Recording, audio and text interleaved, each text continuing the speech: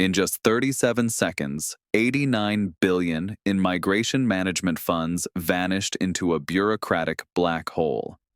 Ursula von der Leyen didn't wait for diplomatic protocol.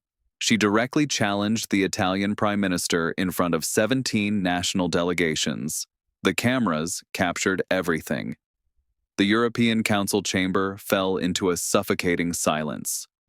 What did von der Leyen miscalculate so catastrophically that it handed Giorgia Meloni the greatest political weapon of her career? I'm standing in the press gallery of the Justus Lipsius building in Brussels, and what I witnessed 2 hours ago wasn't a policy disagreement. This was a public execution dressed as a budget negotiation. The woman who has controlled the European narrative for 5 years just walked into a trap she herself designed. At 14:22, 2 days ago, von der Leyen's office circulated an internal memorandum outlining the Mediterranean solidarity mechanism. The message was unmistakable. Italy would accept a mandatory quota of 43,000 asylum seekers per year or face financial penalties totaling $4.7 billion annually. Implementation, June 1st, 2026. Non-negotiable. The problem? The document leaked to Palazzo Chigi within 90 minutes. What von der Leyen intended as a fait accompli became a loaded weapon. Meloni's reaction wasn't anger. It was strategic clarity. She recognized von der Leyen had fundamentally miscalculated. The confrontation began at exactly 10:47 this morning. Von der Leyen stood at the central podium, flanked by digital displays showing migration statistics. Her opening statement lasted 11 minutes. Solidarity, burden sharing, moral imperatives. The language was calibrated, the tone measured, the subtext unmistakable. Comply or face consequences. Meloni sat in the Italian delegation seat, 3 rows from the front. Her hands remained folded on the table. Her expression stayed neutral.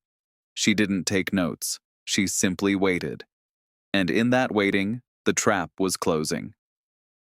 When von der Leyen opened the floor, Meloni let France speak first, then Spain, then smaller states.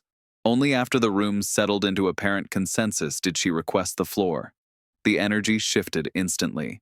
She spoke from her seat, transforming the formal setting into confrontation.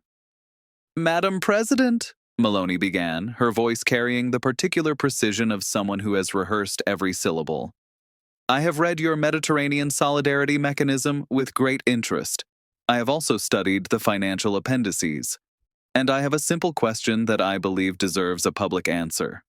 She paused. 3 seconds.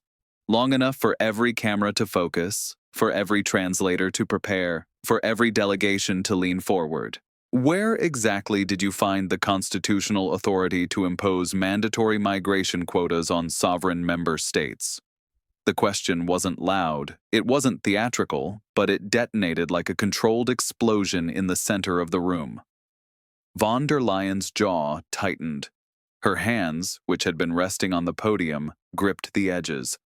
The French president shifted uncomfortably.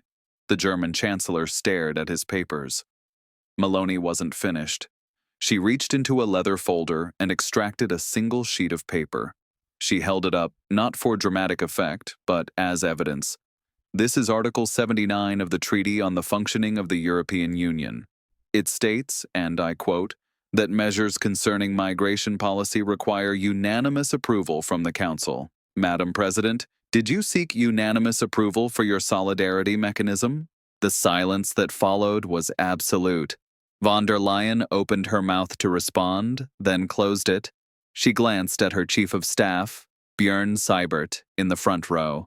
Seibert's face had gone pale. He frantically typed on his tablet, searching for a legal justification everyone in that room knew didn't exist. This is where the strategic miscalculation became undeniable. Von der Leyen had assumed she could leverage Italy's economic vulnerabilities to force compliance. But she fundamentally misread both Meloni's political position and the broader mood among member states.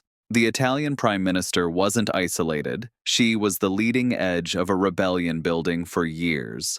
Meloni continued with surgical precision. She cited the Lisbon Treaty, ECJ rulings, von der Leyen's own speeches on sovereignty.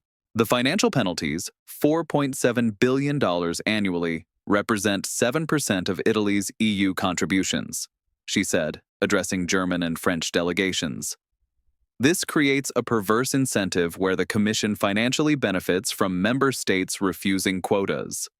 The implication was devastating, a revenue scheme disguised as humanitarian policy. The room erupted, not with applause or boos, but with controlled chaos that comes when diplomatic protocol collides with genuine political crisis. Poland immediately requested a procedural timeout. Hungary's representative stood and declared complete support for Italy. Even traditionally neutral Nordic countries began conferring urgently with their legal advisors. Von der Leyen attempted to regain control. She cited the migration emergency, the burden on Mediterranean states, the need for collective European solutions. But her arguments now sounded defensive, reactive. The initiative had shifted completely. Meloni had transformed what was supposed to be Italy's submission into the Commission's exposure. At 11:34, just 47 minutes after Meloni's intervention, von der Leyen announced a procedural suspension. The official explanation was technical consultations. The reality was visible on every face. She needed an escape route from a confrontation she was losing in real time. Within 15 minutes, doxa Meloni vs. von der Leyen trended across Europe. Clips of Meloni's dismantling went viral. Centrist analysts acknowledged she'd identified a genuine constitutional problem. Le Monde, when populism finds legal ground. Der Spiegel, von der Leyen's miscalculation. The Financial Times acknowledged deep structural tensions. At 15:18, 4 hours later, the European Court of Justice announced Italy's preliminary ruling request on quota treaty compatibility. A judicial warning shot signaling Meloni's legal arguments had merit. Von der Leyen reconvened the session at 16:01. Her demeanor had changed. The confident technocrat who opened the morning session was gone. In her place was a defensive administrator reading from prepared remarks. She announced the Mediterranean solidarity mechanism would be postponed pending further legal review and consultation with member states. The language was diplomatic, but everyone understood. The proposal was dead. Meloni didn't gloat. She didn't need to. She simply stood, thanked the president for her leadership, and expressed Italy's commitment to finding migration solutions that respect both humanitarian values and constitutional limits.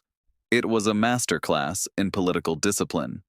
She had won the confrontation, exposed the strategic miscalculation, and positioned herself as the reasonable defender of legal order rather than the obstructionist populist Brussels expected. Von der Leyen's miscalculation reveals Brussels' assumed economic leverage. Structural funds, budgets, provided sufficient authority for policy uniformity. The confrontation demonstrated those limits. Economic pressure only works when targets are politically weak. Meloni commands a solid majority, improved Italy's fiscal position, and has legal expertise to challenge Brussels institutionally. Viktor Orban immediately declared, "Meloni has shown the path for nations refusing to surrender sovereignty to unelected bureaucrats." Washington closely monitored the confrontation. The narrative of overreaching bureaucracy undermined by elected conservatives fits Trump's ideological framework perfectly. Von der Leyen provided ammunition to every European project critic. Italian bond spreads narrowed following the confrontation. Investors saw political stability and competence.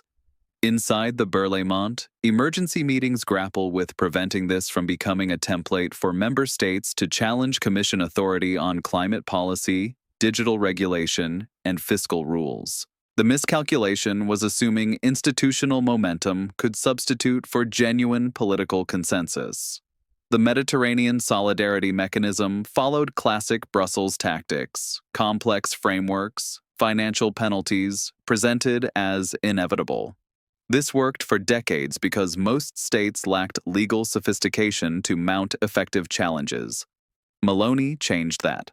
She demonstrated well-prepared governments can use the EU's own legal framework defensively. And she proved challenging Brussels doesn't automatically result in economic punishment if you're legally prepared. The question isn't whether von der Leyen miscalculated, that's undeniable. It's whether this marks an inflection point between EU institutions and member states. For years, the trend was centralization. Today, that trend hit a wall of treaty articles and political courage. Meloni walked in as leader of a crisis-prone country. She walked out having exposed institutional overreach. Von der Leyen believed she held all cards. She discovered legal legitimacy trumps bureaucratic power. The EU enters a phase where economic leverage alone cannot force compliance. Treaty obligations work both ways. Von der Leyen learned this publicly, painfully. Brussels faces three options: negotiate, acknowledge Meloni's critique, retreat, admit defeat, or retaliate, risk constitutional crisis. Each carries enormous risks. Meloni returns to Rome with credibility. She proved you can challenge Brussels without economic destruction, defend sovereignty without abandoning cooperation. That's more dangerous to the Commission than any populist rhetoric. Von der Leyen believed she could dictate terms to a weaker state. She discovered institutional power without constitutional legitimacy is theater. Meloni, dismissed as inexperienced populist, taught Europe's most powerful woman a lesson in strategic warfare that will echo through Brussels for years. If this analysis has shown you the real power dynamics behind European headlines, hit subscribe and turn on notifications. The 30-day fallout from this confrontation will determine whether we're witnessing a temporary setback for Brussels or the beginning of a fundamental restructuring of European power. You cannot afford to miss what happens next. This political analysis is based on documented public events, official statements, and background interviews with diplomatic sources. Certain details have been reconstructed for narrative clarity. The content is intended for educational and analytical purposes regarding European institutional dynamics.